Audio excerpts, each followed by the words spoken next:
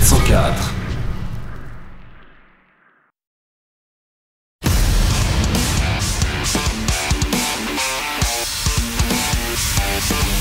Mais qu'est-ce que c'est que ce cirque aujourd'hui? J'ai donné à boire à Polo. C'est un bon compagnon, Polo. Mais vous alors qui êtes-vous? Je suis Prosper, le purineur. Quoi? C'est moi qui récolte le purin. Comme d'habitude, tu as dégoté des copains qui sont top. Pourquoi ne portes-tu pas ton vrai nom? Quel est l'effroyable secret que tu caches? Bonjour à toutes et à tous et bienvenue dans 404 Answer Not Found. Bah oui, toujours l'anglais, bien sûr cet accent, mais je trouve que ça s'améliore comparé à l'épisode précédent.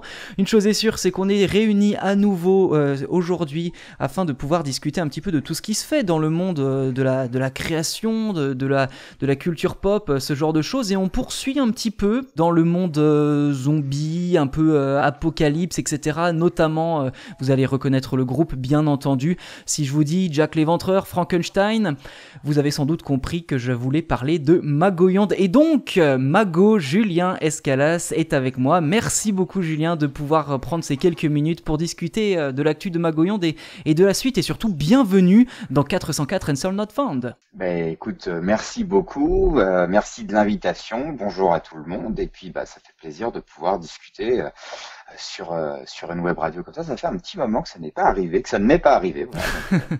C'est cool. C'est vrai, effectivement, je crois que si je dis pas de bêtises, la dernière fois c'était avec Inks sur pour la sortie de Crypto, si je dis pas de bêtises.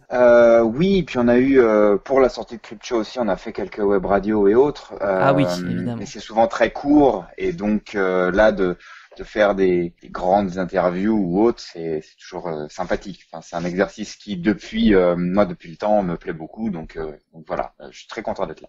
Écoute, ça me fait très plaisir en tout cas déjà que tu aies accepté l'invitation. C'est dommage qu'on n'ait pas pu avoir tes compères, notamment Aspic, Nobru, Vito, etc. Et puis toute la team entre guillemets Magoyon, de ceux qui gravitent autour du groupe.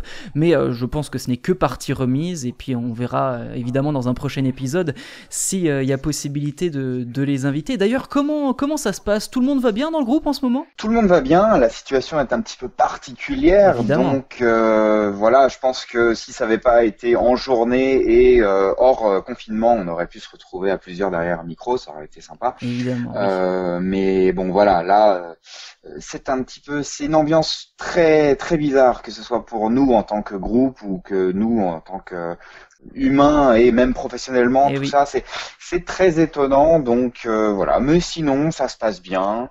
Personne, on touche du bois, mais personne pour le moment dans le groupe n'a été covidé.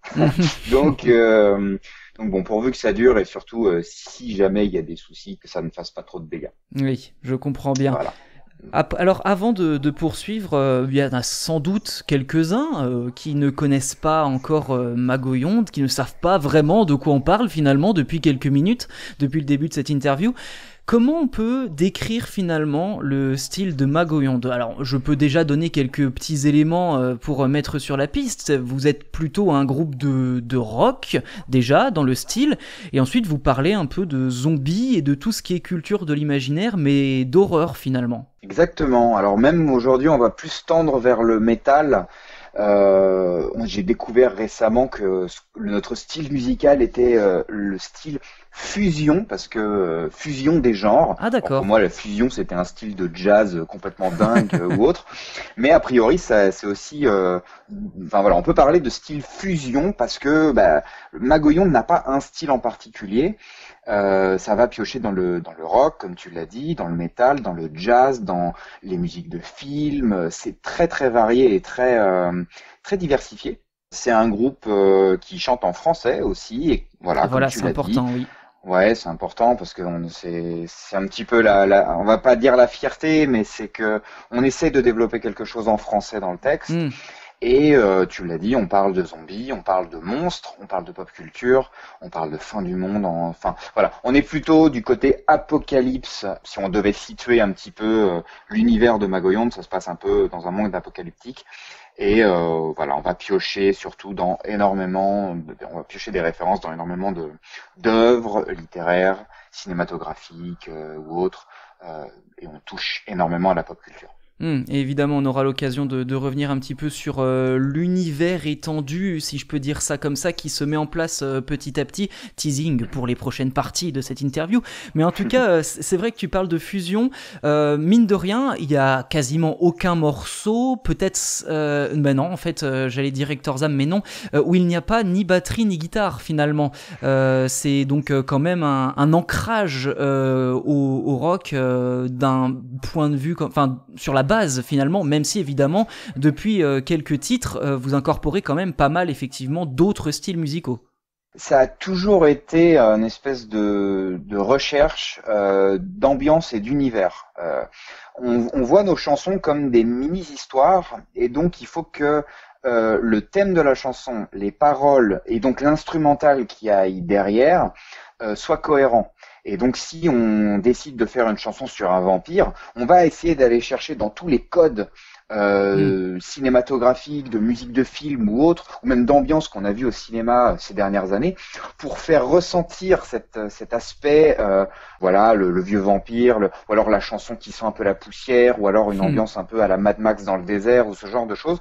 Et la base même de la musique, c'est le rock et c'est le métal. Et on va dire que pour notre premier album, c'était beaucoup plus rock, et là, on tend de plus en plus vers le métal un peu plus poussé. Ça s'entend, oui. Parce que c'est quelque chose qui nous fait plaisir et qu'on a envie de faire, mais tout en gardant cette surcouche cinématographique, on peut appeler ça comme ça, parce que nos musiques pourraient très bien s'écouter sans les paroles. On essaye du moins d'insuffler une ambiance, un truc qui fait que même sans paroles, on pourrait très bien imaginer ce qui se dit derrière.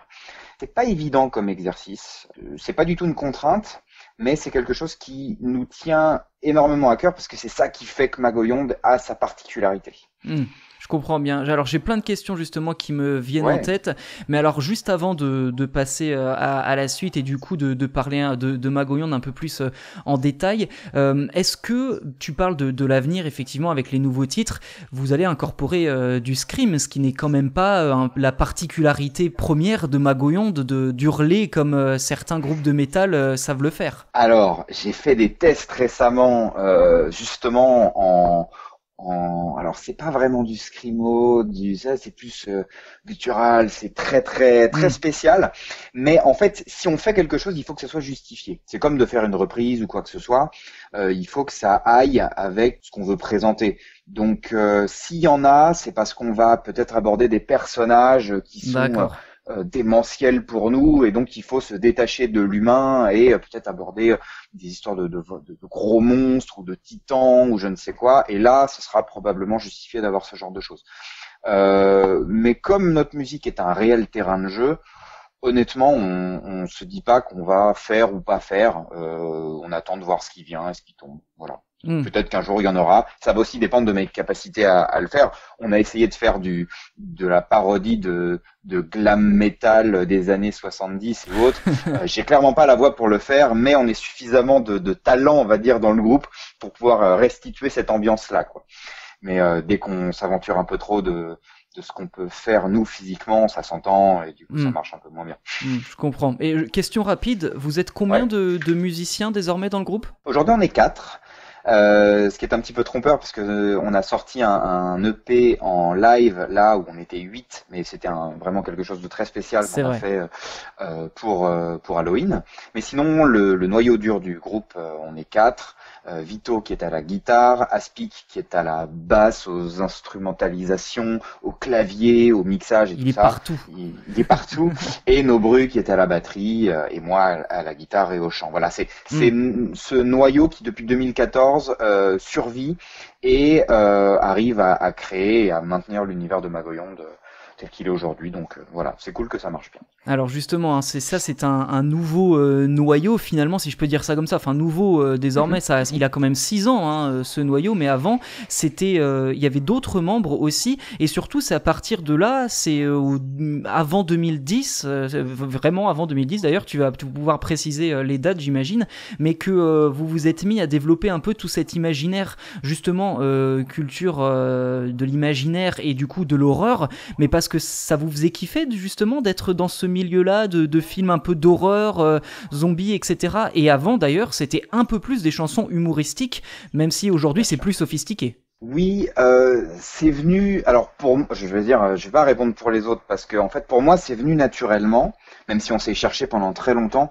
Alors souvent quand on voit les dates, on voit que le groupe de musique a été officiellement créé il y a à peu près 10 ans, mais que Magoyonde en tant qu'entité, c'est-à-dire quand on n'était que 2 et qu'on faisait des séries audio, des sagas MP3, ça a 13 ans.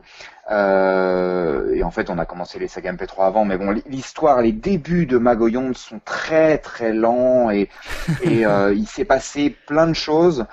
Ce qui est sûr, c'est qu'on n'a pas vu venir cet aspect musical, du moins aussi poussé et aussi travaillé que ce qu'on fait aujourd'hui. Ça a été une aventure, et aujourd'hui c'est toujours une aventure, et d'ailleurs on pense même qu'aujourd'hui, après toutes ces années d'activité, on en est encore qu'au début du groupe. Au début, on était 2, voilà, il y avait Mago et il y avait Yonde. Bon, on n'a pas été chercher trop loin. On a fait un peu des musiques parodiques, mais on était très peu musiciens, voire pas du tout. Donc ça, c'était voilà, très humoristique, très second degré. On cherchait un peu ce qu'on avait à faire. Puis on a rencontré Aspic en 2008. Qui lui est un musicien chevronné, multidiplômé. C'est le seul à l'époque vrai musicien de la bande. On peut même pas considérer qu'on est un groupe de musique. En fait, je faisais des trucs et je lui demandais de faire des orchestrations dessus. Puis ensuite, un ami d'enfance nous a rejoint, Monsieur G, qui était très bon guitariste de funk, mais qui était pas trop métal, ni trop, enfin plutôt rock, mais pas trop métal. Donc on a fait des choses ensemble et puis on a réellement créé le groupe quand Nobru est arrivé, donc c'était en 2010. Et là, on a fait un concert, et puis 2, puis 3, et puis 4, et puis au fur et à mesure, on a développé un petit peu tout cet univers, les costumes, les maquillages, tout ce qui entoure, on va dire, la Bible de Magoyonde aujourd'hui. Mais c'est arrivé un peu par hasard, parce que tout le monde écrivait un peu à ces époques-là. Moi, j'aimais bien écrire des trucs d'horreur, parce que c'était les choses qui me faisaient, sur lesquelles j'étais à l'aise d'écrire, en français toujours, même si on a essayé de chanter en anglais, j'ai essayé de chanter des trucs des autres gens aussi, et puis je savais que j'étais vraiment pas à l'aise, même si on l'a fait quand même. Et donc, après, en fonction de nos emplois du temps, de nos affinités musicales, de nos envies ou non d'évoluer dans le groupe, il y a eu des gens qui sont partis, on a recentré vers un style musical en particulier, etc. Enfin, la vie d'un groupe de musique, quoi, qui se cherche. Oui, mais on l'a fait publiquement, c'est-à-dire qu'à chaque fois qu'on sortait quelque chose, on aurait très bien pu garder ça dans nos dossiers, dans nos ordinateurs, mais nous, on publiait tout sur Internet. Donc, il y a du public qui nous suit encore aujourd'hui, qui a été témoin de toutes ces tentatives, de tous ces changements de line-up, de ces flops, parfois de ces succès qui ont eu en 2007, 2008 et qu'on a aujourd'hui enterrés. Voilà, c'est un groupe web, Magoyonde, à la base. Donc c'est pour ça qu'aujourd'hui c'est très très bizarre comme truc, quoi. Et ces succès enterrés pourraient être ressuscités un jour ou pas ? C'est très très loin de ce qu'on fait aujourd'hui, mais moi je ne les oublie pas. Alors c'est difficile parce que moi je ne les oublie pas parce que c'est aussi grâce à ça qu'on est là aujourd'hui. Par contre, c'est tellement pas dans notre dynamique du jour. Oui. Il y a des gens aujourd'hui qui sont dans Magoyonde et qui n'ont jamais connu ça et pour qui c'est un peu c'est autre chose, ça ferait même pas partie du même groupe. Si on avait été intelligent, même d'ailleurs, on aurait dissocié Magoyonde du groupe qu'on est aujourd'hui, on aurait peut-être changé de nom de groupe, mais comme il y avait un fil conducteur et que les gens commençaient à nous suivre, on commençait à se faire connaître, etc., il s'est posé plusieurs moments où on s'est dit, est-ce qu'il faut qu'on change le groupe pour que vraiment ce qui était vieux et ancien, qui reste derrière nous et qu'on reparte sur de bonnes bases. Et à chaque fois qu'on s'est retrouvé devant ce genre de discussion, on n'a pas réussi à trancher. Du coup, c'est pour ça que ça fait que Magoyonde a 13 ans aujourd'hui, mais que c'est un groupe qui a eu plusieurs vies en réalité. Mais justement, est-ce que c'est pas aussi ce qui fait le charme de Magoyonde, toute cette histoire un peu bricolée, j'allais dire à la George Lucas quand il faisait Star Wars dans son garage avec des perspectives un peu bizarres et des maquettes miniatures et tout. Enfin, voilà, cet esprit un peu bricolage qui fait que aujourd'hui, le public public fidèle a assisté à l'envol de Magoyonde, à la professionnalisation de Magoyonde, si je peux dire. Et d'ailleurs, on aura l'occasion d'en reparler, voilà. Mais autre point là-dessus, avant d'emboîter le pas sur le fait que tu as dit que c'était peut-être que les débuts de Magoyonde, ça j'ai envie d'y revenir. Mais avant ça, j'aimerais savoir si tu te considères ou si tu as été témoin malgré toi du fait d'endosser peut-être le rôle de leader dans ce groupe. Oui et non, c'est-à-dire que ça a été un peu poussé par moi. Je dis un peu parce que j'ai toujours voulu nous considérer comme une grande équipe ou même comme une petite équipe. Alors, avant Magoyonde, on était trois créateurs. On s'appelait les Jurodames, de 3 potes de lycée, et on faisait des parodies de Donjons de Nullbuck. On faisait un peu de musique. C'était réellement ce qu'a fait Magoyonde par la suite, mais sauf qu'on était 3, on n'était pas 2. Et puis on a eu des différends avec quelqu'un dans l'équipe, et puis du coup cette personne est partie, donc les Jurodames n'avaient plus lieu d'être. Et donc il y avait Romain et moi, Yonde et moi, et on s'est dit tiens, on va faire Magoyonde. Ce qui est très paradoxal, c'est qu'aujourd'hui Yonde est parti et on est resté Magoyonde. On aurait pu changer ça, mais bref. Et donc j'ai toujours voulu faire des choses avec quelqu'un, en m'entourant parce que je pense que la créativité ça se partage et qu'il faut échanger sur bien des points. Sauf que le fait d'avoir commencé Magoyonde, c'est parce que j'avais fait ma série chez le psy, seul dans mon coin avant. On faisait notre parodie du Donjon de Nullbuck à 3 avec les Jurodames, et puis à côté je voulais faire mes trucs moi dans mon coin. J'ai créé chez le psy, puis les Jurodames se sont pété la gueule, et ensuite on a raccroché Magoyonde à chez le psy et à cette série audio. Et donc c'était de mon initiative personnelle que il y a eu une entité qui s'est créée. Vu que je voulais garder quand même un peu la main là-dessus, je faisais participer Yonde, mais avec du recul, je le faisais probablement pas assez participer, ou alors j'intégrais ses idées ou autres, mais je faisais la plupart du taf. Je bossais sur le site internet, on avait quand même des gens qui nous aidaient, une équipe, mais j'étais leader avec des grosses guillemets malgré moi. Et pareil, j'étais pas musicien, donc quand j'ai voulu faire mes propres compos ou autres, je trouvais que c'était un peu bancal, mais bon, j'avais pas d'ego à l'époque, donc je publiais tout. Alors que dans les Jurodames, le vrai musicien, c'était Dame, et à partir du moment où il est parti, ça s'est senti. J'ai beaucoup appris avec lui, mais je recommençais un petit peu de zéro, et c'est pareil pour chanter. J'ai jamais été chanteur, j'ai jamais pris de cours de chant et tout, et donc tout est arrivé un petit peu par hasard, et j'ai endossé ces rôles-là complètement par hasard. Et ça a été une formation qui a été dingue pour moi. Parce que aujourd'hui, j'ai appris et je me suis gamellé, je me suis pris des tas de portes et tout ça, mais je peux dire qu'il y a beaucoup de choses que j'ai fait par moi-même et que je regrette pas, même si ça a été dur et que j'aurais peut-être préféré suivre un autre groupe, un truc déjà établi ou autre. Non, ça s'est créé comme ça, et puis voilà quoi. Donc c'est un parcours qui est un peu chaotique, mais sur lequel j'ai tellement appris que voilà, je n'oublie pas d'où on est venu. Et d'une certaine manière, je me dis que c'est grâce au boulot que j'ai fait. De l'autre, c'est aussi parce que plein de gens m'ont suivi et qu'ils ont validé les conneries que je pouvais faire et que je pouvais poster. Donc voilà. Après, l'équipe s'est étoffée. Et je voulais déléguer, ça a été difficile pendant un temps. J'ai même délégué énormément à une époque, et je me suis retrouvé on s'est fait avoir d'une manière très violente au sein même du groupe et au sein même de l'association du groupe qui entoure Magoyonde et tout ça. Donc à un moment, j'ai repris la barre en disant bon, en fait, tout ceci ne peut fonctionner que si je suis réellement là. Donc on arrête les conneries, je reprends tout et on avance quoi. C'est pas très clair peut-être, mais ça va. Mais voilà, tout pour dire que oui, j'endosse le rôle de leader et parfois c'est une malédiction, mais en fait en vrai c'est très cool quoi.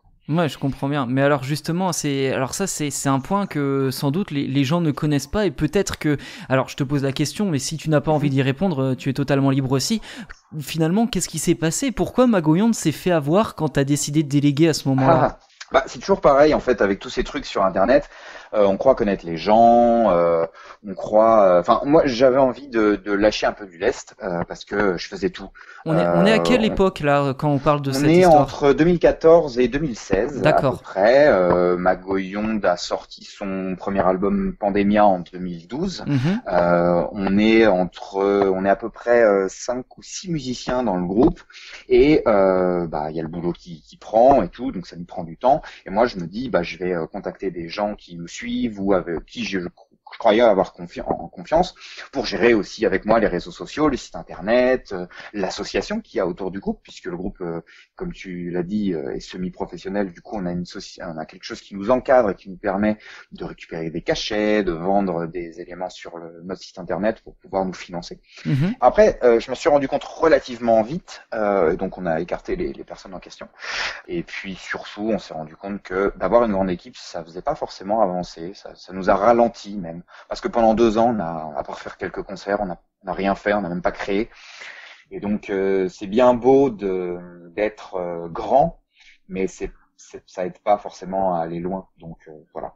Entre-temps, pardon, excuse-moi, je te coupe, mais entre-temps, il y a pas eu l'EP Z qui est sorti à cette période-là? Voilà, Z est sorti en 2014, et après on est resté un petit peu sur nos acquis jusqu'en 2016, où il se passait pas grand-chose et tout ça. Puis après en 2016, Jekyll est arrivé à la basse, ça s'est bien passé.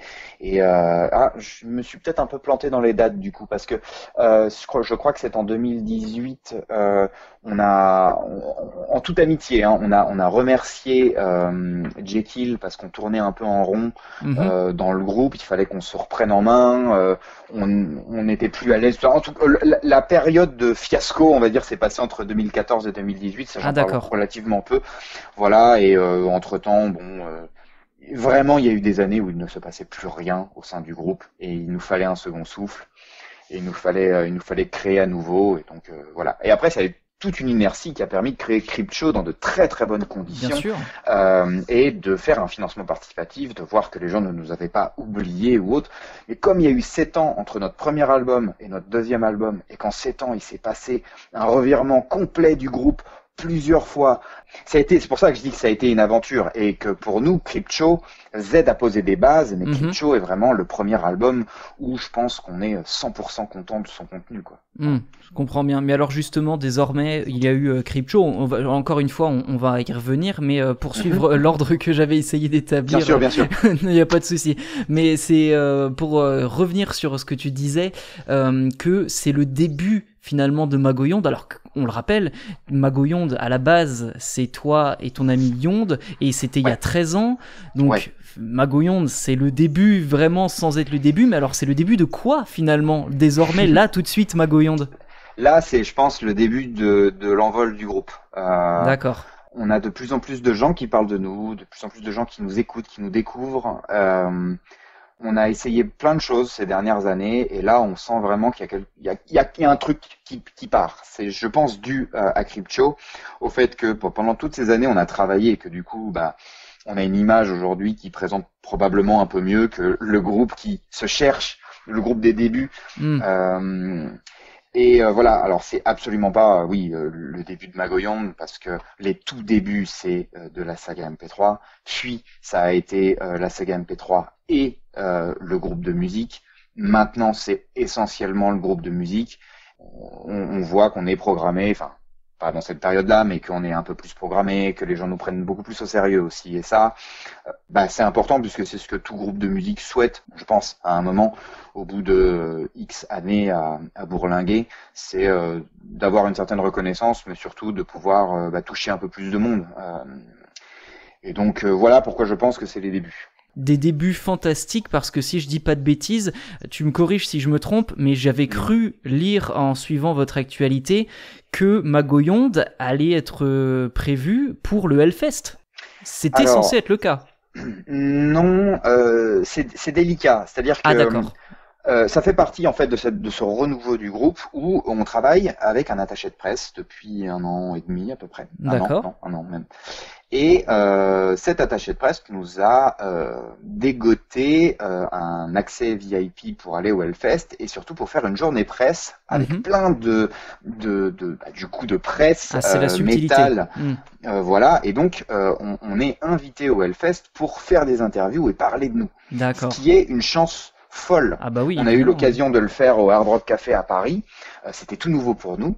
Et là, on avait en plus cette chance de le faire directement dans le Temple du Métal au Hellfest. Et donc pour nous, ça va être une première marche, je pense, pour pouvoir faire partie peut-être un jour de ce festival. C'est très difficile ça, quand on n'est pas encadré, parce qu'on est seul. On n'a pas de management, on n'a pas de tout ça, donc se faire repérer pour ensuite jouer sur ce genre de scène, c'est pas évident. Mais voilà, disons que le groupe a placé des pions. Et cet attaché de presse nous a aidé vraiment d'une manière fantastique à les placer parce qu'il nous a fait confiance. Et c'est aussi pour ça que quand je dis que pendant des années on n'a pas forcément fait confiance aux bonnes personnes, là maintenant on sait qu'on fait confiance à des gens dont c'est le métier. Bien sûr. C'est un pas de plus vers la professionnalisation, c'est un pas de plus vers la suite, une suite potentiellement radieuse pour le groupe. Encore faudrait-il qu'on puisse faire des concerts. Mais voilà. Ouais. Donc le Hellfest un jour peut-être, ce serait super, mais j'espère dans de bonnes conditions. Et voilà. Mais c'est vrai que tout groupe de métal envisage un peu de faire le Hellfest. Mais moi j'ai personnellement, en tant que je suis pas du tout à ta place ou quoi, mais ça te donne quel sentiment d'envisager un jour peut-être que tu pourrais te retrouver sur la scène du Hellfest à jouer devant des milliers de personnes? Je suis partagé parce que j'ai eu l'occasion avec le Null Band et Magoyon et autres de jouer par exemple au Motocultor. Ah oui, quand même. Où il y avait beaucoup de monde, ou alors au Trolls et Légendes, pareil, où c'est une mare de gens devant nous. Et au départ, je peux le dire, je me chiais dessus à cette idée. Et en fait, c'est une telle bouffée d'air d'être devant tous ces gens, et de cette masse qui réagit à ce que tu fais, à ce que tu dis, que aujourd'hui, je crois que certes, je vais me chier dessus, mais c'est quelque chose que j'adorerais et que j'ai envie de refaire, disons souvent. Les petites salles, c'est super. Les grandes salles te donnent une telle bouffée d'adrénaline que du coup, voilà, on a envie que ça. Donc, si on ajoute le fait d'avoir plein de gens devant nous, ça c'est super. Et en plus d'être au Hellfest, je crois que ce qui me ferait le plus peur, c'est pas les gens, c'est de se dire que on est sur le festival numéro 1 métal en France, qu'il y a plein de gens qui Europe, je dirais même peut-être même d'Europe. Bon, il y en a d'autres. Oui. Il y a le Wacken, il y a tout ça, mais en soi, on est sur un plateau tournant du métal que c'est pas les gens qui vont me faire peur, c'est les autres groupes, la presse, les professionnels qui sont là, qui regardent et qui sont capables de juger notre travail. Et chose qu'on n'a pas forcément sur les plus petits festivals ou autres, même si ça doit exister aussi. C'est plus ça, c'est de se dire c'est un peu le prime time de TF1, quoi. On n'a pas le droit à l'erreur.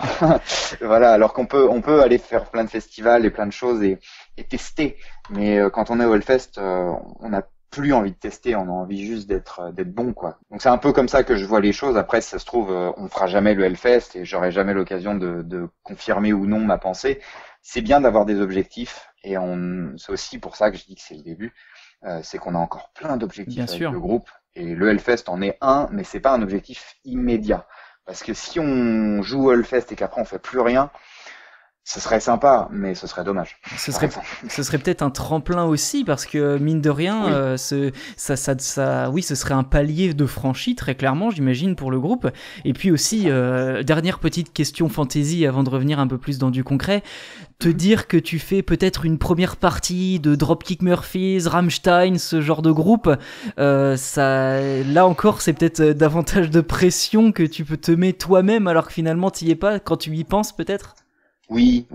Et après, étant donné que je consomme énormément de concerts métal et autres, je sais le regard qu'ont les gens sur les premières parties ou sur les groupes qui connaissent moins ou autres. Donc bienveillant ou plutôt critique? tout dépend de la ville, tout dépend de l'humeur, de l'heure, et puis du plateau aussi. Dans les festivals, tout le monde est là et tout le monde peut consommer, mais il y a tellement de métal différents que c'est très difficile. Quand ceux qui font les affiches des concerts de métal mettent des groupes cohérents, souvent l'accueil peut être très bon si le groupe en première partie a des atomes crochus avec le groupe en tête d'affiche. Bien sûr. Si c'est deux choses complètement différentes, parfois aussi l'alchimie peut prendre. Mais voilà, dans le cadre d'un festival, c'est tellement qui tout double que voilà, il y a des groupes que j'adore, que j'ai vus en festival, qui se sont fait huer. Ou alors des groupes que j'ai découverts en festival et je m'attendais pas du tout à apprécier. Moi, ça me ferait hyper plaisir de faire la première partie de certains groupes. Lesquels, par exemple si on reste dans la thématique de notre groupe, je crois que j'adorerais. Alors oui, en effet, Rammstein, c'est quelque chose qui serait très intéressant. Mais j'étais plus sur les Avatar ou alors Alice Cooper. Ah oui. On a essayé plusieurs fois de faire la première partie du groupe Lordi parce que pour nous c'est cohérent. Il y a un univers commun. Et je pense qu'il y a un style de rock et de métal qui peut résonner auprès des gens. Bien sûr. Mais alors raconte-nous ça, c'est intéressant de savoir que vous avez essayé de faire la première partie du groupe Lordi. Enfin, comment on essaye finalement, parce que j'ai du mal à me figurer que on essaye. D'habitude, c'est le groupe qui invite, si je dis pas de bêtises, non? Comment ça se passe? Il y a plusieurs cas de figure. Soit le groupe vient en effet avec sa première partie, soit le label du groupe veut propulser un poulain, donc disant bon bah voilà, tu vas faire la première partie de Lordi parce que on t'a un album à vendre, etc. Mais parfois, et nous c'est les seules fois où on y a été réellement au culot, on a vu que Lordi était programmé par exemple à l'Empreinte à Savigny-le-Temple, et on sait que c'est enfin maintenant je le sais, mais c'est une salle qui peut mettre en avant des groupes locaux. Mais on n'est pas dans ce département-là, et donc on a fait la demande en demandant si Lordi acceptait les premières parties ou si l'Empreinte pouvait nous caler, et c'est là qu'on a découvert ces histoires de réseaux de musique auxquels nous on ne fait absolument pas partie, mais en gros il faut rentrer dans un réseau par rapport à ton département, et puis tu commences à jouer sur les scènes de musique actuelles, et puis si tu montes et que tu remplis, et ben quand il y a des artistes internationaux ou nationaux un peu qui ont beaucoup de public qui viennent, tu peux avoir la chance de faire la première partie. Tu peux avoir la chance de la faire gratuitement ou tu peux payer. Certains Zénith ou autres, les places en première partie sont chères, mais c'est par exemple 5 ou 10 000 euros qui sont investis pour ensuite faire une promo un peu badass, quoi. Donc ça coûte cher. Nous on a essayé. À chaque fois, Lordi venait avec ses premières parties ou alors le label ne donnait pas de réponse. Et puis voilà. Mais bon, c'est toujours bien d'essayer, c'est toujours bien de se faire connaître, bien sûr, et de voir, quoi, parce on a toujours essayé d'y aller un peu au culot, et donc voilà, on teste. C'est très intéressant et surtout très surprenant de savoir mais surprenant positif, clairement, qu'on soit bien d'accord là-dessus, de savoir que Magoyonde aurait pu faire et même peut-être pourrait faire à l'avenir la première partie de Lordi, qui d'ailleurs, si les personnes ne connaissent pas, si vous connaissez Lordi, c'est notamment le groupe qui a gagné l'Eurovision grâce à sa chanson Hard Rock Alléluia. Voilà, exactement, tout à fait. Les monstres de l'Eurovision. Ouais, mais incroyable, cette chanson est incroyable. D'ailleurs, c'est celle-là qui, pour moi, comme beaucoup d'autres, m'a fait découvrir le groupe, d'ailleurs. Bien sûr. Après, si je peux nuancer quand même, c'est très intéressant, certes, mais en fait c'est assez décevant parce que en fait on se rend compte que la musique est un milieu fermé, et que si on est indépendant comme nous, on n'a pas forcément accès à grand chose. Parfois on se dit il y a un groupe qui a émergé, il vient de nulle part et puis il joue partout. C'est potentiellement qu'il y a un producteur derrière, qu'il y a des gens qui mettent de l'argent dans ce groupe et autres. Et c'est un peu dommage parce que nous, ça fait X années qu'on bourlingue sur Internet ou autre, mais on est des dizaines de milliers de groupes comme Magoyonde qui sont un peu dans le même cas, et où on sait qu'on potentiellement on ne pourra pas avoir accès à ce genre d'opportunités. Donc pour certains c'est un rêve, pour d'autres c'est un objectif. Et en fait, il faut connaître des gens, quoi. Il faut tomber au bon moment. Et c'est une question de chance. Donc, on n'est plus vraiment égaux face à des majors musique ou autres, quoi. C'est ça qui est un peu dommage, et c'est pour ça qu'on est parti nous vers les conventions et le milieu geek. Voilà. Bien sûr. Mais après, comme tu le dis, c'est le début, finalement, le nouveau départ de Magoyonde. Exactement. Donc, voilà, tout reste possible, finalement. C'est comme une remise à zéro, si je peux dire, tout en ayant les bases acquises du passé, quoi, finalement. Complètement. Et même si personnellement il y a eu des phases dans ma vie où je me suis dit à quoi bon continuer puisque ça ne décolle pas.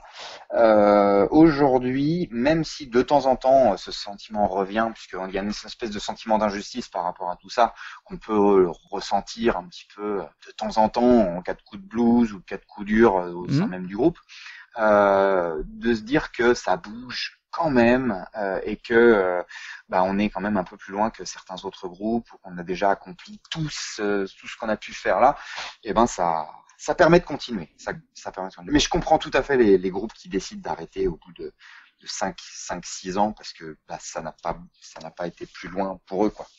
Bien sûr. Donc, bon. Ce qui est intéressant de remarquer aussi, c'est que justement, on a un premier album, tout premier, Pandemia 2012, qui vraiment a été attendu, mais je m'en souviens comme si c'était hier. Quand Magoyonde annonce la sortie de Pandemia, c'est une ébullition dans la sphère, on va dire, un peu tout ce qui était saga MP3, qui connaissait Magoyonde, et puis vos fans autour, c'était une véritable ébullition. À l'époque, en plus, je me souviens que toute cette communauté se retrouvait autour de Synops Live, qui était la web radio un peu de tout ce microcosme. Et justement, de ce premier album qui a été fait un peu, je me souviens des making-of en plus, qui est réalisé par Aspic, fait dans une sorte de cave, si je peux dire ça comme ça, mais pourtant... c'était complètement la cave de nos voix, carrément. Ouais. Mais bien réalisé quand même, au final, de voir que Cryptshow 2019 ou 2018 2019, voilà. 7 ans après, finalement, est le fils, si je peux dire, de Pandemia, ou alors le grand frère, je ne sais pas comment on peut dire ça. Même la suite. La suite. Voilà, très bien. Une suite qui d'ailleurs, et ça c'est très important et un point très intéressant que je veux évoquer avec toi, a été financée grâce à un Kickstarter, un financement participatif. Je ne sais pas si c'est Kickstarter ou Ulule, peu importe, mais Ulule, voilà, très bien. C'était un financement participatif, ce qui a permis justement à toute cette communauté et les gens qui vous ont découvert depuis de s'investir finalement dans la création aussi en moyens financiers, clairement à mesure économique de la création de Cryptshow. Et ça, c'est un nouveau pas finalement de franchi pour le groupe. Comment ça vous est venu? C'était difficile? C'était facile? Ça a été une option qui est tombée comme ça, comme une évidence, ou comment vous avez réalisé ça finalement? Disons que Pandemia, on l'a fait avec nos fonds propres, dans la cave de nos brus, et que on savait, c'était une aventure, encore une fois, on savait pas, on n'avait jamais fait d'album. Aspic a passé des mois dans la cave à mixer, à enregistrer de la vraie batterie et tout, des choses qu'on n'avait jamais fait. Sauf que j'ai dit des bêtises ces dernières années, comme quoi on n'avait jamais fait de prévente ou de financement participatif. Et en fait, j'ai redécouvert très très récemment, là, en cherchant dans les fichiers de Pandemia, j'ai redécouvert qu'on avait fait sur notre site internet à l'époque une prévente pour que les gens puissent obtenir Pandemia. Et je ne m'en rappelais pas du tout. Et on avait à peu près 250 préventes. Ah, quand même. Alors pour nous, à l'époque, c'était quand même fou. Des gens qui avaient précommandé l'album. Ils avaient même un petit badge en cadeau et tout. Mais il me semble, j'ai plus vraiment ça en tête, mais qu'en 2011-2012, déjà les réseaux sociaux, c'était pas la folie. Enfin, nous, on n'était pas vraiment trop dessus. Et que l'essor du crowdfunding est arrivé un petit peu plus tard. Mais je veux pas dire de bêtises, parce que peut-être qu'il y avait My Major Company et tout ça, en tout cas, nous, on était très loin de se dire qu'on pouvait prétendre à aller sur ces plateformes, et c'est pour ça qu'on a tout fait sur notre site internet et qu'on a tout financé nous-mêmes. On a vu que ça nous avait coûté très cher, et que le résultat était sympa pour nous à l'époque, mais que si on refaisait un album, il fallait qu'on aille plus loin, et en 7 ans, parce qu'on a quand même mis 7 ans à sortir un album, enfin, même si on a fait des EP entre temps, on a mis 7 ans à se dire qu'il fallait qu'on concentre notre énergie sur un vrai album. quand on a imaginé ce qu'on voulait faire et qu'on a vu les coûts, on s'est dit qu'il n'y avait que cette option qui était possible. Puisque aucune maison de disques allait nous filer 50 000 euros pour pouvoir faire cet album, tout ça, on s'est dit, bon, aujourd'hui, quelle est la manière la plus simple de faire, de récupérer un peu d'argent? Eh ben, c'est le financement participatif. Et là où j'ai eu peur, c'est qu'avant 2019, je ne savais pas vraiment si notre communauté allait nous suivre, tout simplement parce que les réseaux sociaux, même si c'est très intéressant, en fait depuis quelques années nous divisent. Les gens ont plus vraiment accès aux news, c'est compliqué de communiquer sans avoir à payer, je veux dire. Et donc je pensais qu'on allait récupérer, 5 000 euros. D'ailleurs c'était ce qu'on voulait faire, c'était juste avoir de quoi presser un CD.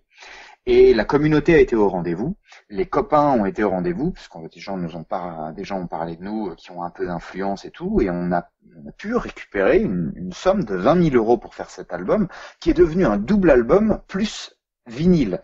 Et on a pu se faire plaisir sur l'illustration, on a pu travailler avec des gens de confiance, on a pu même faire masteriser l'album par une pointure du milieu. Enfin bref, on s'est fait plaisir et on a mis la qualité qui était pour nous quasiment la meilleure, quoi.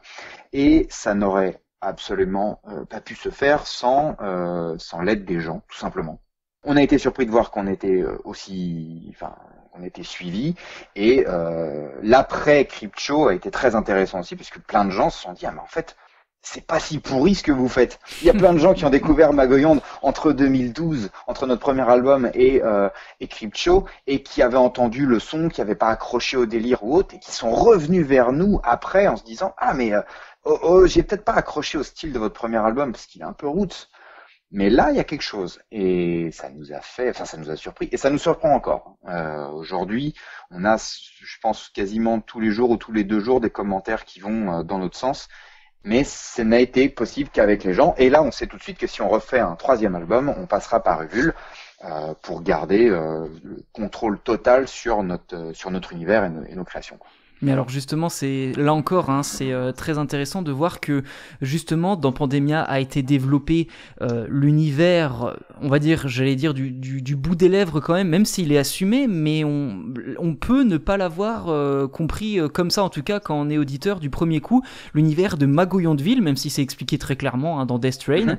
Mais là vraiment, j'ai l'impression quand même que on explore encore plus dans Cryptshow, et c'est sans doute la volonté, peut-être, si mon analyse est juste, voilà.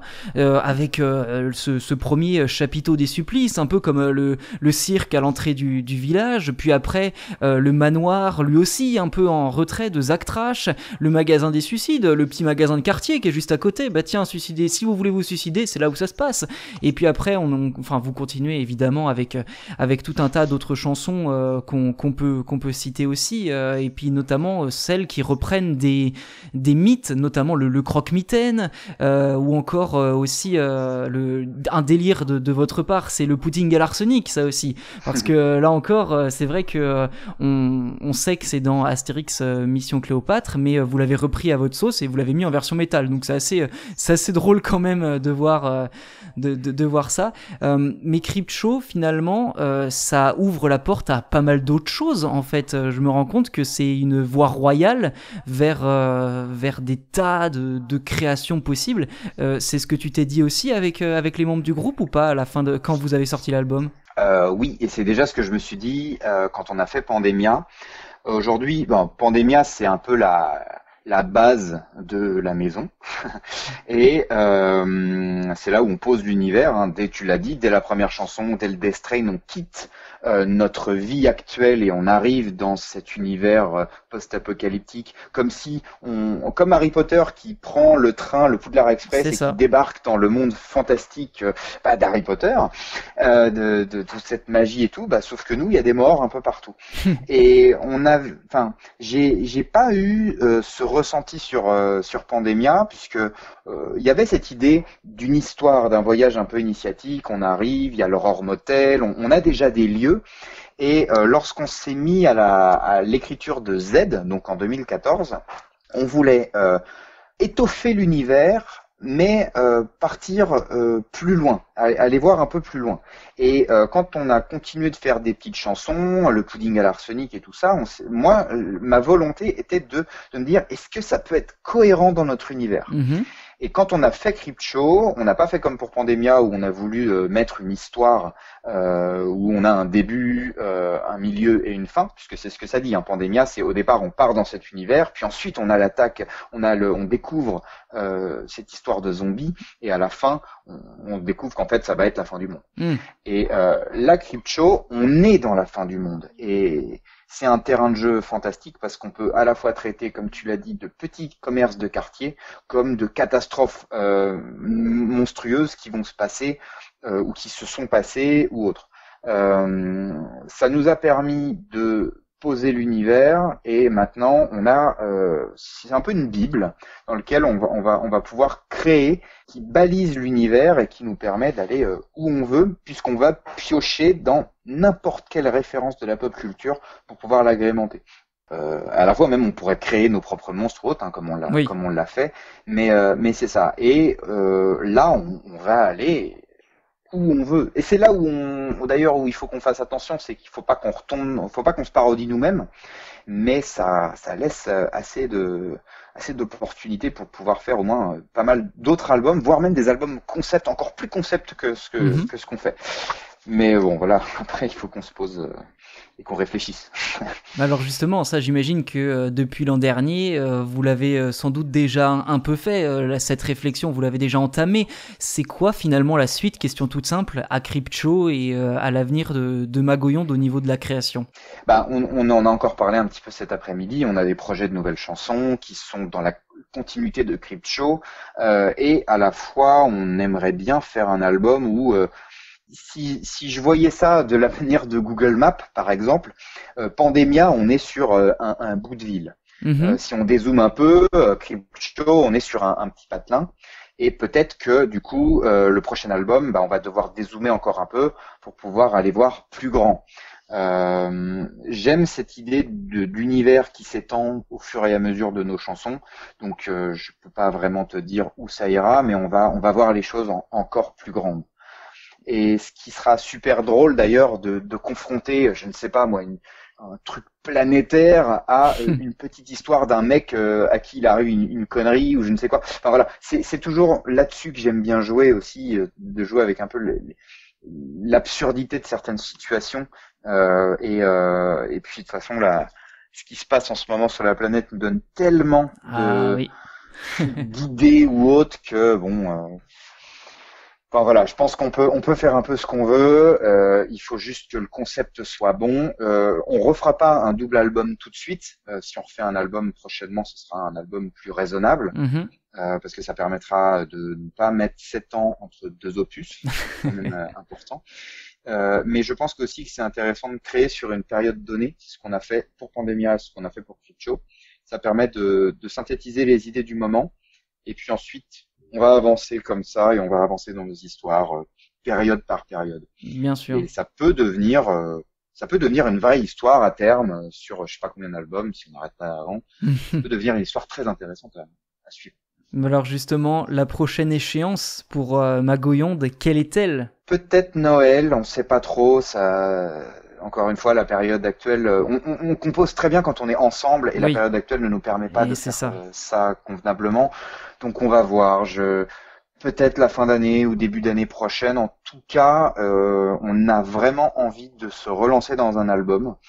Donc peut-être que 2021 verra un crowdfunding. Mais je dis peut-être parce que on veut pas faire comme tous ces gens qui font un crowdfunding et puis ensuite qui attendent 3 ans avant de sortir leur album. Nous, on veut avoir notre album de composer, proposer un financement participatif, voir jusqu'où on peut aller, et le réaliser et le livrer aux gens, on va dire, le plus rapidement possible. Il faut pas décevoir les gens. C'est aussi un point d'honneur qu'on se met, c'est à faire bien notre travail, mais surtout à pas trop faire attendre et autres. Et donc Donc voilà, on se lancera dans quelque chose de concret et on communiquera sur quelque chose de concret que quand on aura quelque chose de concret. D'accord, oui, je comprends bien. Petite question, mais là c'est une petite parenthèse que l'on fait là-dedans. Pandemia qui a été remasterisé dernièrement et du coup qui avait été mis en vente sur votre site. Donc ça c'est la nouvelle version de Pandemia de 2012, mais version 2019. Est-ce qu'elle existe toujours et est-ce qu'elle est toujours disponible, la version 2012 ? Alors oui, je crois qu'on peut. Alors en CD, il en reste 2. On en a. Il y a vraiment, je crois qu'il en reste 2 ou 3 ou 4, j'ai vu, mais enfin c'est très très peu. Et ensuite, elle existe en numérique, il me semble, même si le remaster était nécessaire puisque le son de ce qu'on avait mis en ligne sur Spotify, Deezer et tout ça n'était pas très bon.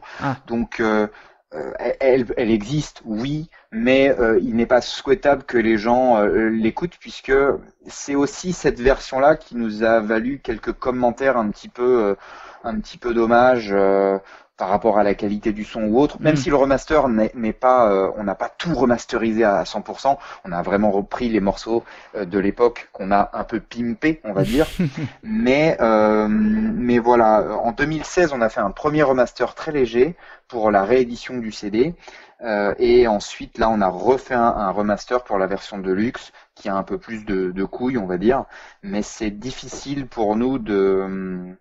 On n'est pas à la George Lucas où on va remasteriser à chaque fois notre œuvre, mais entre la cohérence entre Pandemia et Cryptshow, si on voit vraiment comme Pandemia comme le volume 1 et Cryptshow comme le volume 2, de les enchaîner, c'était difficile. Donc c'était nécessaire pour que les gens puissent profiter au mieux de l'expérience Magoyon, on va dire. Très bien. Eh ben, on attend le vinyle désormais, Pandemia. Ah, on nous le demande, ouais. Peut-être qu'un jour on fera ça, je sais pas. Donc déjà, le vinyle Cryptshow est complètement épuisé, mais on nous demande de le reproduire.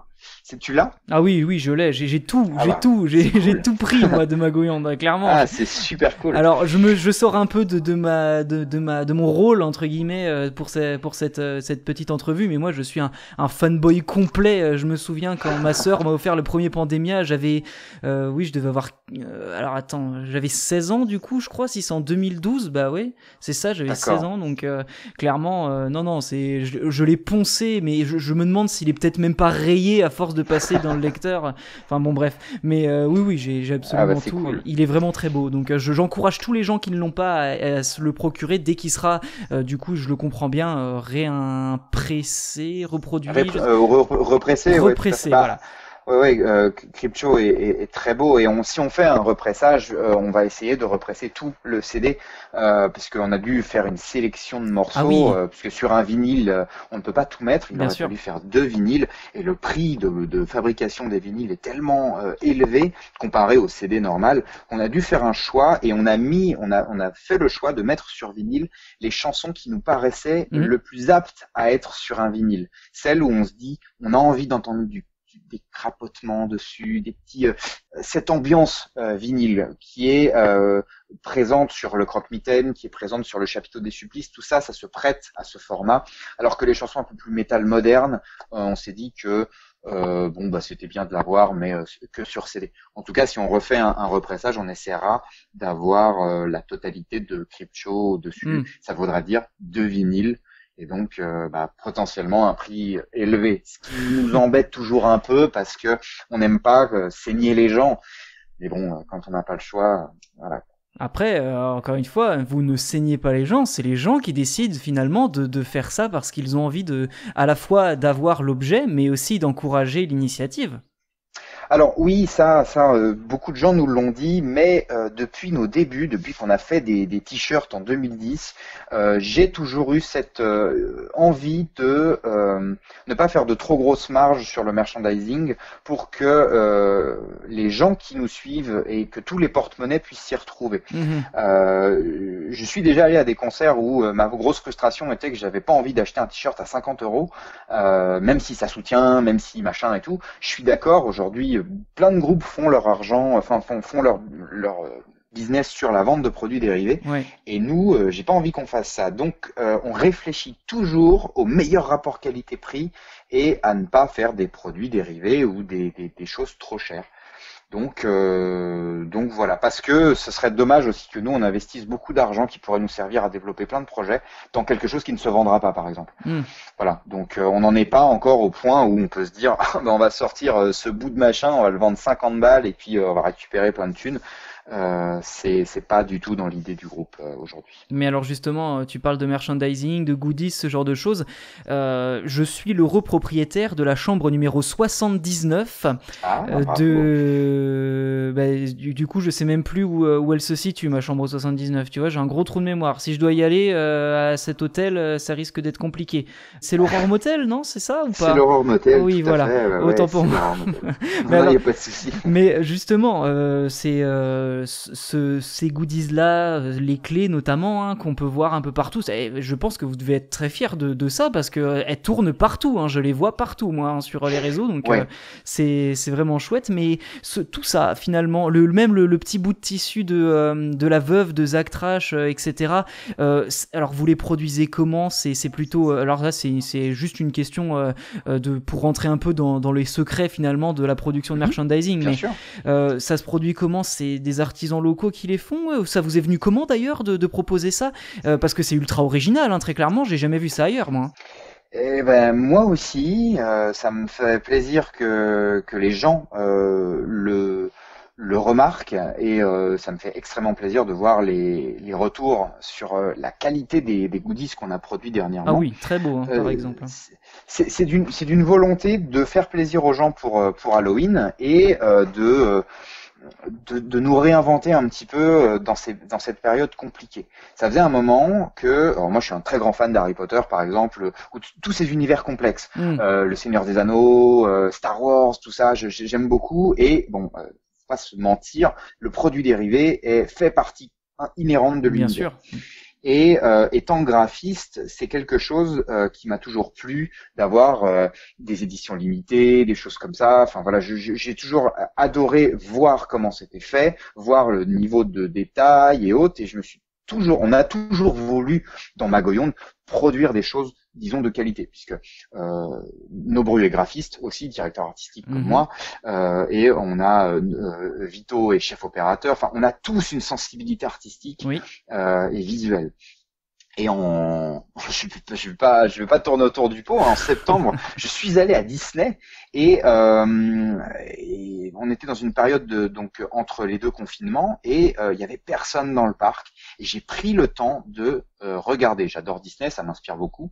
Mais là, j'ai pris le temps de regarder les goodies, de bien tout analyser, de voir tout ce qui était fait.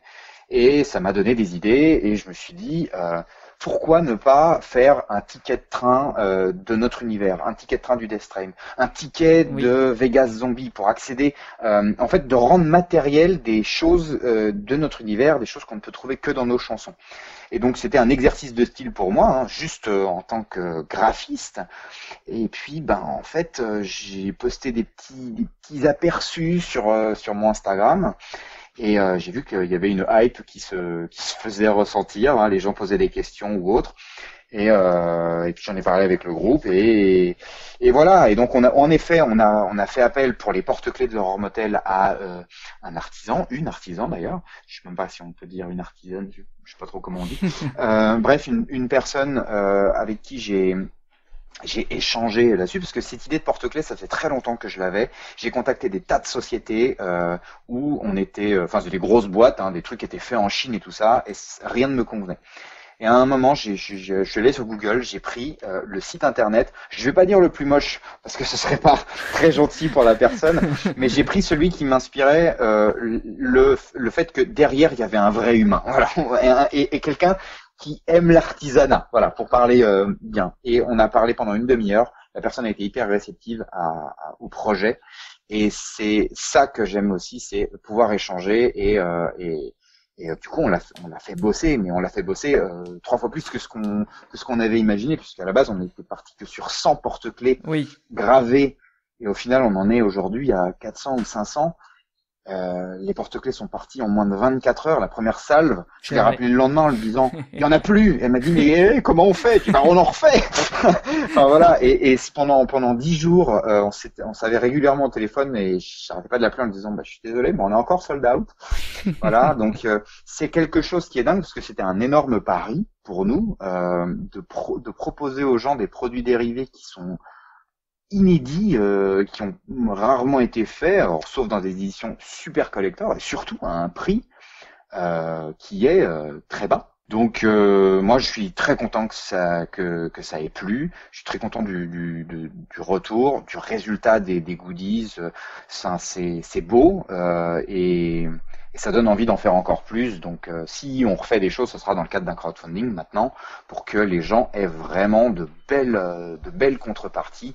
On a vu que c'était possible de le faire, on a vu que ça plaisait. Donc voilà, je pense qu'on va continuer de développer notre univers aussi à travers ce genre de petites choses, quoi. Quand je regarde le ticket, par contre, il y a une entourloupe sur celui du Château des Supplices. Une entrée, mais sortie impossible, ni pendant ni après. Donc comment ça se passe là ? On est un peu pris au piège, non ? Oh bah écoute, réécoute bien l'album et tu sauras. Bien sûr. Bah oui, l'idée c'était évidemment de mettre un peu d'humour aussi là-dessus et de prolonger cette immersion, parce que ce serait pas logique de faire un truc qui soit différent des chansons. Donc voilà, il y a des traits d'humour un petit peu parce que c'est quelque chose qu'on aime bien et ça s'est fait un peu comme ça. En une semaine, on a produit quasiment tous les goodies. Et après, j'étais comme un fou quand ils sont arrivés. C'était un peu comme si c'était Noël à chaque fois qu'il y avait un carton. Et je redécouvrais un peu les conneries qu'on avait mis sur ces billets, sur ces trucs, les petits détails ou autres. Et je suis très content de ce que ça donne. Ce sont des billets uniques d'ailleurs, ou est-ce qu'on peut les réutiliser pour d'autres trajets, d'autres spectacles, ou c'est vraiment une seule fois et après c'est fini et ça s'auto-détruit ? C'est une seule fois et c'est fini. Ouais. Tiens, d'ailleurs, tu me fais parler de billets uniques. C'est quelque chose qu'on aimerait faire pour aller encore plus loin. C'est-à-dire que comme les porte-clés qui sont eux vraiment uniques et numérotés, mon objectif plus tard, c'est si on fait d'autres billets, d'autres tickets ou autres, c'est qu'on ait vraiment des numéros uniques qui correspondent aux gens et qu'il y ait cet aspect je fais partie intégrante de l'univers car je possède le ticket et personne d'autre ne l'a. Et c'est ce qui m'avait énormément plu dans les clés de l'Aurore Motel, parce qu'au départ j'ai contacté la personne en disant je veux faire des porte-clés en forme de cercueil et tout ça avec le nom de l'hôtel.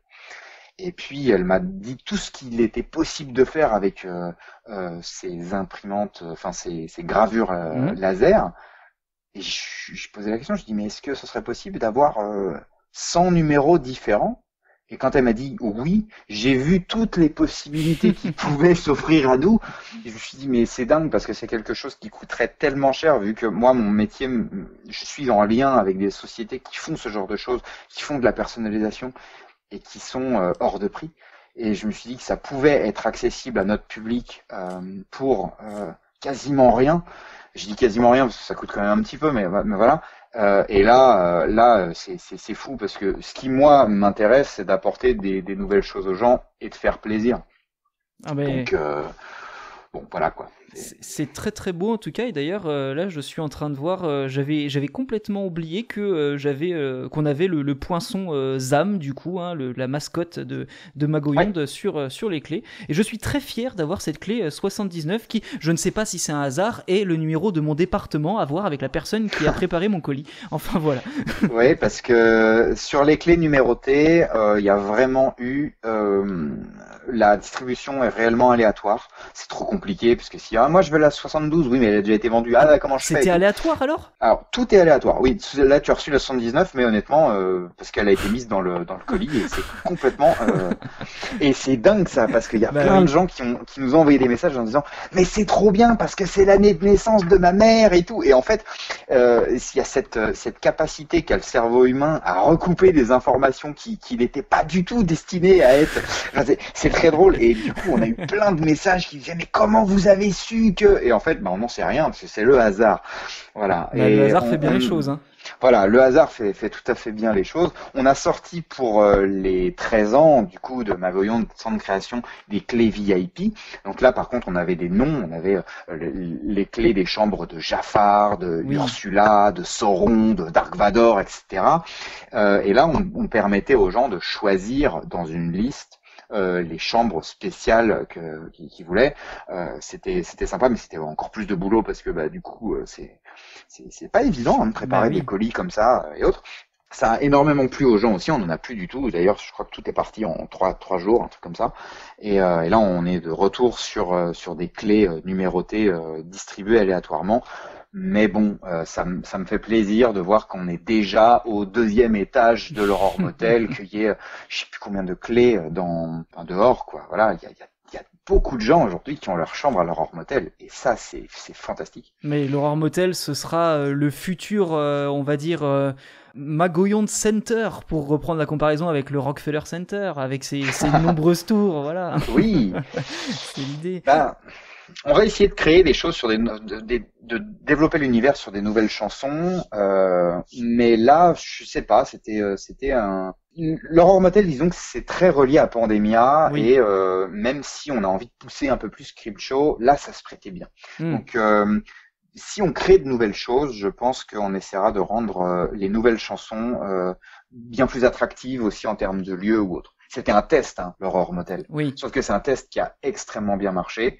J'en suis, voilà, comme je n'arrête pas de le dire, mais j'en suis très fier. Mais maintenant, ça nous donne encore plus de challenge pour créer des nouveaux lieux dans nos nouvelles chansons qui soient encore plus attrayants que le Kraken Palace ou que l'Aurore Motel. Et ça nous permet aussi d'envisager un peu plus une chanson, peut-être du merchandising ou autre. Et là, je me rends compte que je parle comme un marketeur de chez Disney en disant bon alors, on va faire cette chanson-là et puis derrière, on va sortir tous les produits dérivés. mais c'est con, mais si ça peut intéresser 5% du public, peut-être que c'est utile et peut-être qu'il faut qu'on le fasse. Mais avant tout, il faut que ça nous fasse plaisir. Évidemment, bien sûr. Mais alors justement, ça fait. Je suis désolé de couper un peu l'ambiance et de la casser plus précisément, mais c'est surtout que ça fait plus d'1 heure que l'on parle et ça passe trop vite. Non, mais il y a beaucoup de choses à évoquer. J'ai encore des centaines de questions à te poser si j'avais le temps. L'ennui, c'est que je sens que je vais me faire taper sur les doigts si je déborde trop. Mais quand même, il y a au moins un point que j'aimerais aborder, un point supplémentaire que j'aimerais aborder, qui là n'est pas vraiment lié à Magoyande, mais plus à, tu l'as cité, ton activité de graphiste et de directeur artistique. On a reçu Monsieur JBX, le père de la saga Reflet d'Acide. Voilà, il y a quelques mois pour cette première, l'inauguration finalement de 404 Answer Not Found. Et alors justement, il nous parlait de ce jeu de plateau dans lequel tu es un peu la tête pensante en fait de la réalisation de l'objet. J'aimerais que tu puisses nous expliquer un petit peu comment ça s'est passé pour toi, ton rôle finalement, qui est du coup en adéquation évidemment avec ton métier, mais voilà, un peu nous parler d'un regard extérieur à celui de JBX. Je pense pas être la tête pensante. Ce jeu de plateau, c'est une hydre où l'équipe est toute petite. JBX en est le pilier, c'est lui qui a tout imaginé, tout ça, et à côté il y a une équipe avec très peu de personnes, mais où on a fourni un boulot monstrueux, parce que je sais pas comment ça marche, même si j'ai bossé un petit peu avec d'autres boîtes qui font du jeu de société, c'est rare d'avoir une équipe aussi petite pour travailler sur un projet aussi gros. Et j'ai challenger JBX sur ses règles, sur son jeu, tout simplement parce que lui, ça faisait plus de 7 ans qu'il travaillait sur ce projet. À l'époque, quand je suis rentré dans le projet, il avait 7 ans de prototypes et tout, de choses à peaufiner.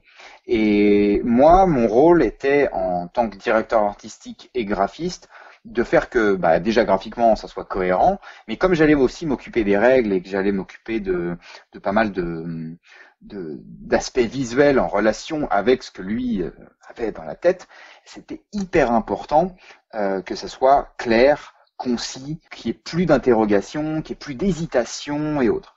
Et ce qui est un travail qui n'est pas de tout repos quand on travaille avec JBX, c'est qu'il a toujours des idées, c'est qu'il y a toujours des petites choses à changer, et c'est un boulot monstrueux.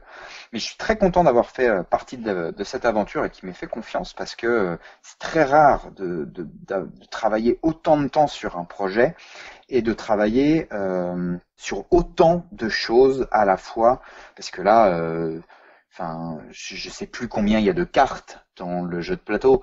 Entre les cartes, les dés, tous les éléments de jeu, les plateaux, enfin bref, ça a été un travail colossal que je n'ai pas fait seul. Je peux citer Agathe Nazarenko qui m'a aidé, qui était en stage avec moi à cette époque-là et qui m'a aidé à la réalisation de certains éléments graphiques. Il y a eu Nicolas Aubry de Synergy Games qui nous a aidé aussi énormément à la réalisation concrète du jeu, parce que c'est pas le tout de faire un jeu, mais à un moment il faut le produire, quoi. Et puis après à toute l'équipe d'Olivry et à Monsieur Maillard aussi qui nous a fait une relecture de règles, voilà, qui est quelqu'un qui est très très très influent dans le jeu. Bref, toute cette petite équipe-là, j'espère que je n'oublie personne, ou que le Fab et Fred Vigneault qui ont dessiné et colorisé tous les éléments de jeu. Mais voilà, donc moi j'ai travaillé sur le crowdfunding et juste avant cette interview d'ailleurs, j'étais avec JBX juste en train on travaillait sur la fin là de toute cette de ce crowdfunding qui dure depuis un an et demi peut-être, je sais plus, je n'arrive plus à savoir. Un moment, c'est un moment, mais c'est tellement long, c'est tellement de travail que moi je suis très content voilà d'avoir pu créer tout ça, d'avoir pu enrichir aussi l'univers visuel de Reflets d'Acide, parce que c'est con hein, mais c'est une série audio à la base. Donc on a plein de choses à créer, il y a les BD qui ont fait un travail remarquable là-dessus.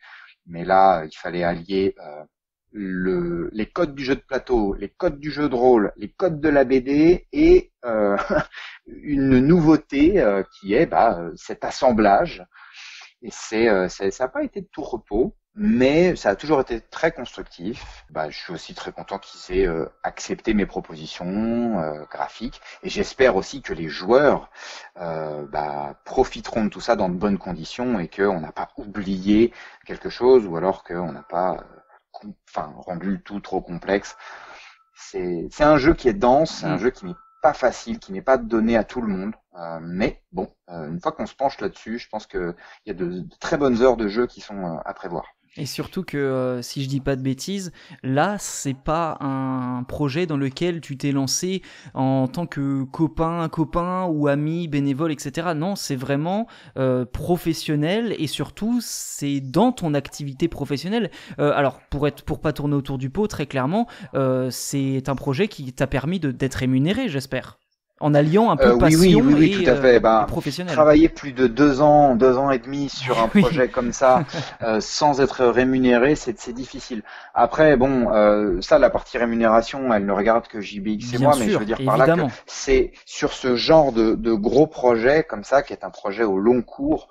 Alors on aurait très bien pu faire un projet de fans, mais en faisant un crowdfunding où on a levé près de 300 000 euros, où on a un coût de fabrication juste de jeux qui dépasse les 50 000 euros, c'est un projet monstrueux. Donc même plus que ça d'ailleurs, que je dis moi, enfin c'est très vaste. Oui, en effet, ça a été le cœur de travail de 2 ans et demi, mais pendant 1 an, voire 1 an et demi, c'était 50-50. J'avais 50% de ce projet-là et 50% d'autres projets. Donc non, c'est un gros morceau, et on est très content d'ailleurs que ça arrive enfin. Que là les boîtes arrivent enfin et que le projet se termine, parce que travailler autant de temps sur un projet, alors moi j'ai travaillé 2 ans et demi dessus, mais JBX ça fait 8-9 ans là qu'il est dessus, c'est éreintant. C'est éreintant, c'est hyper satisfaisant, surtout quand on reçoit les prototypes ou autres, mais c'est vraiment difficile. Parce que c'est comme pour Magoyon, il faut pas qu'on perde la flamme, il faut pas qu'on perde le truc. Il y a tellement de gens aussi qui ont donné, qui attendent, qui sont en attente et qui nous le rappellent que c'est pas qu'on n'a pas le droit à l'erreur, c'est que il faut qu'on aille au bout. Oui. Et je suis très étonné parce qu'il y a des projets qui s'essoufflent, et ce projet-là ne s'est pas essoufflé. Il a eu des retards de production, des attentes de la part de la Chine ou autre, parce que c'est du temps incompressible. Mais entre nous, on n'a jamais eu de temps mort, quoi. Donc, c'est beau de voir ce genre de projet se réaliser, Par contre, j'en ferai pas tous les 4 matins. Et ce n'est pas souhaitable même que d'autres projets comme ça durent autant de temps, parce que ça peut complètement les tuer, ces projets-là. Bien sûr. Mais là, encore heureux que la communauté Reflet d'Acide soit aussi, on va dire, patiente et en même temps passionnée, parce que très clairement, effectivement, si c'était uniquement pour avoir une boîte de jeux, je pense que beaucoup de personnes auraient râlé parce que ça prendrait trop de temps. Là, à mon avis, c'est l'esprit et l'ambiance et même la flamme qui vous animait, toi et JBX, anime aussi du coup les personnes qui ont participé à ce crowdfunding, j'imagine. Oui, mais il y a aussi un truc, c'est que les gens ont compris comment fonctionnait JBX. Et oui. D'attendre 1 an et demi un épisode d'1h30, on comprend qu'il y a un soin tout particulier aux détails et autres. Donc, même si je pense que les gens, certains étaient un peu impatients. On a eu des messages, on a eu des petites choses et tout ça, mais bon. Je pense qu'ils savent à quoi s'attendre derrière. Ils savent que, puis on a beaucoup communiqué aussi. On a montré beaucoup de photos. Il n'y a pas eu de silence radio. Donc je pense que ça aide à patienter. Mais je suis d'autres projets, d'autres crowdfunding qui ont pris aussi du temps parce qu'un temps de réalisation bien particulier et tout ça. Et parfois les gens sont beaucoup moins indulgents. Et je pense qu'on a de la chance. Certains, même chez Magoyon, certains ont été un peu plus violents dans leurs propos quand on prenait on a pris 3 mois nous pour sortir l'album, 4 mois. Ah oui. Ouais. Et même là, certains se disaient ouais quand même vous abusez. Alors quand tu dois attendre 2 ans d'avoir ta boîte, c'est encore autre chose. Et il faut pas oublier que pour beaucoup de gens, il y a la saga MP3 et tout ça, il y a toujours le spectre de la série Naheulbeuk, qui a levé quand même pas mal d'argent à l'époque et qui n'est toujours pas produite, qui rôde, même si ce n'est pas de la faute de Pen of Chaos, c'est que c'est de la faute enfin, on pourra en parler pendant longtemps, mais en gros, il y a toujours ce truc-là de dire, attends, je finance un tel gros projet de série audio, qui a un lien avec une série audio, mais j'espère que ça ira au bout, quoi, parce que tout le monde sait que c'est pas professionnel. Enfin, maintenant ça le devient, mais tu sais qu'à la base c'était un délire entre potes. Enfin, c'était un truc comme ça, quoi. C'était un truc gratuit. Donc il y a toujours un peu cette peur que ça n'aille pas au bout. Mais là, il fallait qu'on y aille, quoi. Donc il y a pas de souci. Bah écoute, c'est toujours passionnant de voir que, enfin en tout cas pour ma part, et j'imagine comme certains auditeurs aussi qui nous écoutent, de voir que tous ces projets finalement, avec le temps, finissent par aboutir et à se concrétiser, que ce soit pour Magoyonde et puis après pour ce jeu de plateau de Reflet d'Acide. Dans tous les cas, merci infiniment Mago, enfin Julien, Mago, comme tu veux, comme les gens veulent. Comme tu veux, il y a aucun souci. Voilà, d'avoir participé à cette 3e édition désormais de 404 Answer Not Found. Et puis qu'est-ce que l'on peut te souhaiter à toi personnellement, mais aussi à Magoyonde pour la suite? Oh bah moi du travail et puis bah oui. Magoyonde encore plein de beaux morceaux et encore plus de vues. Abonnez-vous. Vous êtes devenus de vrais youtubeurs et de vrais influenceurs désormais. Oh non, on en est loin. Merci beaucoup en tout cas. Merci Julien, à toi d'avoir accepté cette interview. On se retrouve un de ces jours pour évoquer l'actualité, bien sûr, d'ici quelques mois quand ça aura évolué. Qu'est-ce que t'en dis? Avec grand plaisir, toujours disponible et j'essaierai d'être moins bavard, mais c'est vrai que c'est tellement vaste comme sujet que bon. Merci en tout cas. Il n'y a pas de problème, on abordera d'autres thématiques évidemment, et je voulais aborder chez le psy ta saga audio. Malheureusement, on n'a pas eu le temps, on a été débordé pendant quasiment 50 minutes par Magoyonde, mais c'était le cœur en même temps de cette interview, donc c'est pas un problème du tout finalement, mais on n'a pas pu parler de tout, et ça on va dire que ce n'est qu'une première partie. Qui sait d'un futur épisode si tu le souhaites avec même d'autres membres, qui sait de Magoyonde, pour pouvoir développer d'autres aspects. Encore une fois, merci beaucoup et puis je te dis à la prochaine sur les ondes de 404 Area 404. Merci à toi et à bientôt. Salut.